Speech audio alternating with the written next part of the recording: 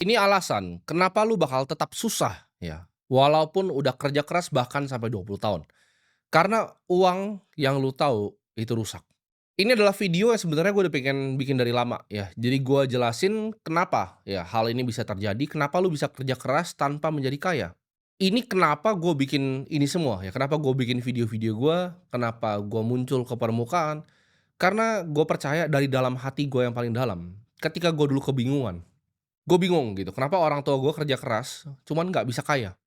Itu kenapa gue percaya akan sistem keuangan yang baru, ya, dan gue sulit untuk percaya sistem keuangannya sekarang. Dan buat kalian yang tanya, apakah fenomena ini terjadi hanya spesifik di negara kita? Jawabannya bukan, ya. Ini adalah fenomena global, ya, yang dimulai dari Amerika Serikat.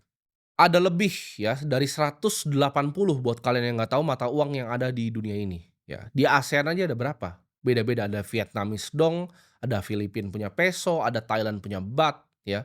Ada Indonesian punya rupiah, Timor Leste pun punya dolarnya sendiri mereka. Dan jumlah yang beredar itu, ya, sangat amat cepat dan pesat. Dan ketika mata uang di negara yang berkembang, gue sebutnya, itu dicetak terus-menerus, ya. Akibatnya apa? Mereka yang bekerja keras dan menabung itu akan tergerus nilai uangnya. Dan justru ya bikin uang tersebut berpindah tangan ke orang lain. Jadi ibaratnya kemampuan finansial ya kalau kita ngomong di Filipina ya misalnya uangnya beredar, kemampuan finansial masyarakat yang ada di Filipina akhirnya diambil ke tangan segelintir orang ya. Bukan dengan pajak tapi dengan yang namanya percetakan uang. Dan cara ini ya selama sejarah tuh sulit untuk dideteksi ya. Jadi itu pelan-pelan, dia gradual kayak Roma.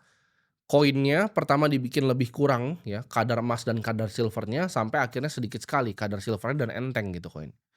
Jadi ini sangat kasat mata ya, rakyat nggak ada yang sadar sampai tiba-tiba meledak semuanya.